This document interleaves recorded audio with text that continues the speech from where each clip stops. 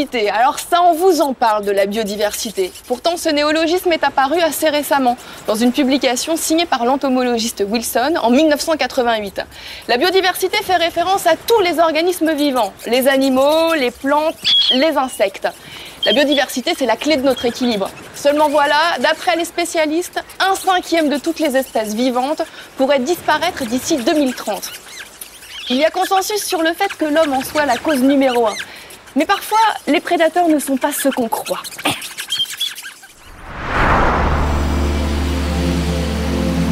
Il existe une île perdue dans l'océan Pacifique. Très loin, au large de la Nouvelle-Calédonie, cette petite parcelle de terre a quelque chose de mystérieux.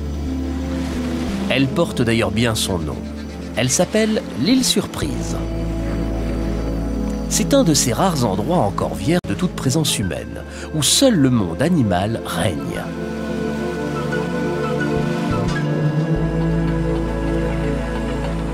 Elle est le lieu privilégié pour la ponte des tortues et des oiseaux marins. Les requins rôdent près de la plage. Les crabes fantômes jouent avec la marée. Les murènes inspectent les récifs. Les oiseaux couvent à même le sol. Et les tortues y font quelques escales. Bref, un paradis pour cette faune sauvage. Pourtant, une menace plane. La cause, un visiteur non désiré à 4 pattes est venu troubler le doux équilibre de la vie de ces autochtones.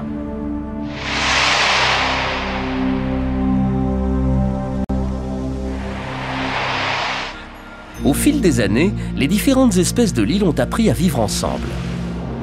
Il y a bien sûr des prédateurs et des proies, des mangeurs et des mangés. Mais doucement, une chaîne alimentaire bien équilibrée s'est créée. Il y a 3 siècles, lors de la découverte de l'île par l'homme, le rat noir, voyageur clandestin bien connu des marins, a fait son entrée. Il est dès lors qualifié d'espèce invasive, deuxième cause de disparition des espèces dans le monde. Supposé prédateur majeur pour les nombreuses espèces de l'île, il pourrait bien avoir bouleversé l'écosystème.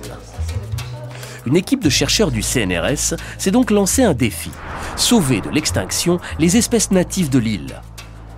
Le voyage dure 3 jours. Après une brève escale à Tokyo, ils poursuivent leur vol jusqu'à Nouméa, capitale de la Nouvelle-Calédonie.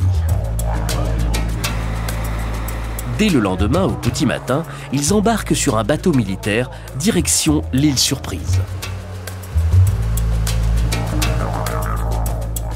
L'équipe, menée par Franck Courchamp du laboratoire d'écologie à Orsay, va passer plusieurs jours sur l'île en totale autarcie. Passionnés par leur mission, ils doivent avant tout faire face à une absence de confort. Les conditions de vie sont dures. Pas d'eau courante, ni électricité, ni aucun moyen de communication. C'est pas vraiment un camping. D'abord, il y a beaucoup de bruit, c'est une colonie d'oiseaux. Les oiseaux sont très bruyants. Il y a aussi une odeur assez forte. Même si l'île est bien balayée par les vents, il y a une odeur assez forte. Et puis, bon, les oiseaux ils nous font dessus assez régulièrement. Il n'y a pas de douche puisqu'il n'y a pas d'eau douce. Donc, il faut aller se laver dans l'eau entre 2 passages de requins. Pendant que certains guettent, les autres vont se laver dans la mer. Surtout qu'au moindre problème, ils sont à plus de 2 jours de toute aide extérieure. Mais motivée, l'équipe va tout de même passer des heures à arpenter l'île. Le but, prouver que le rat est réellement une menace. Pour ce faire, ils vont tout d'abord récolter plusieurs échantillons de la faune et de la flore pour dresser un inventaire du régime alimentaire potentiel du rat.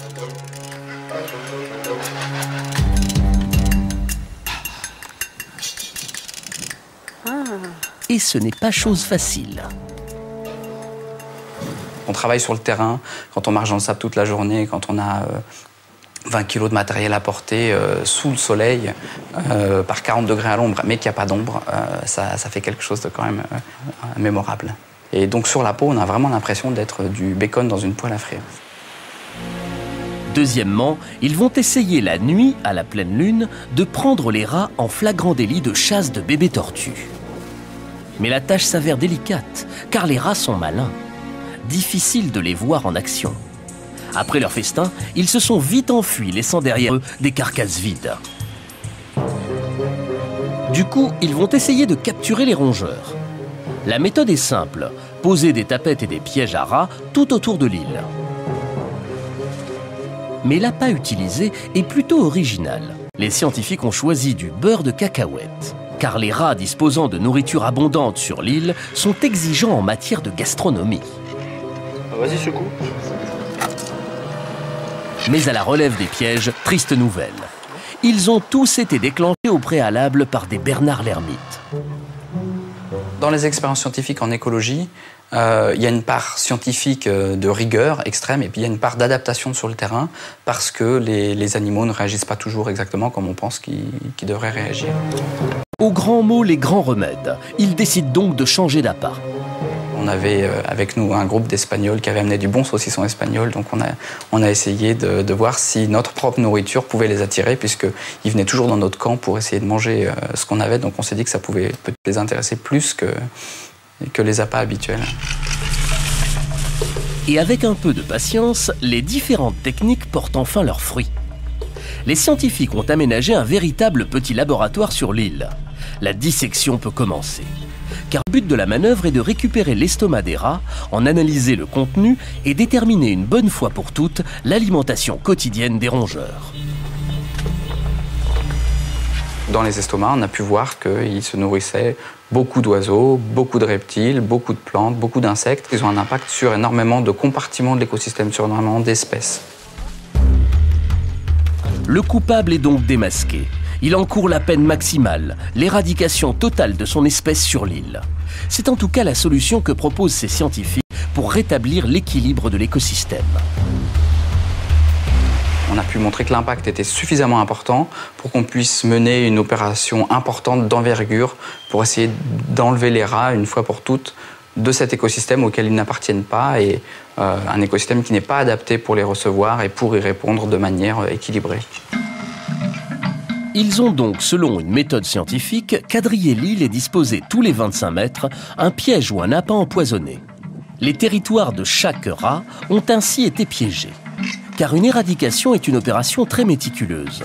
Aucun rat ne doit y échapper, au risque de voir sa population de nouveau se multiplier. Un an après, étape très importante, il faut retourner sur place et voir si ça a effectivement marché. Donc on y a été en croisant les doigts, on avait vraiment très peur que ça n'ait pas marché. Et effectivement, une fois qu'on a été sur place, on a vu qu'il n'y avait plus de rats et que la vie commence à reprendre son cours tout doucement sur l'île avec toutes les espèces qui étaient prédatées jusqu'à maintenant par le rat qui recommencent à se développer un petit peu plus. L'équilibre est revenu sur l'île Surprise. Mais la méthode scientifique d'éradication doit encore faire ses preuves ailleurs que sur un territoire isolé et petit comme une île dont on fait le tour en 45 minutes. Quoi qu'il en soit, pour l'équipe, ce fut une merveilleuse aventure scientifique. Ils partent d'ailleurs vers d'autres missions de plus grande envergure dans les eaux de l'Antarctique et de l'océan Indien. Dans le cas de la minuscule île Surprise, la lutte contre les rats a l'air d'avoir réussi. Mais imaginez l'enfer quand on s'attaque à une surface plus importante. Au hasard, l'Australie. En 1859, Thomas Austin, un Britannique amateur de chasse, importe en Australie 12 couples de lapins. Eh bien, 50 ans plus tard, on en compte 600 millions qui ont colonisé 60% du territoire. Contrairement à l'Europe, les lapins ne rencontrent en Australie aucun ennemi naturel. Ils contribuent à la désertification en dévorant la végétation et certaines espèces ne peuvent même plus se reproduire faute de nourriture suffisante. On a entre autres essayé d'inoculer des virus aux lapins. Peu d'effet. Un peu quand même. Il n'y a plus que 200 millions de lapins et la lutte est loin d'être terminée. Allez, on passe tout de suite aux extras de la semaine.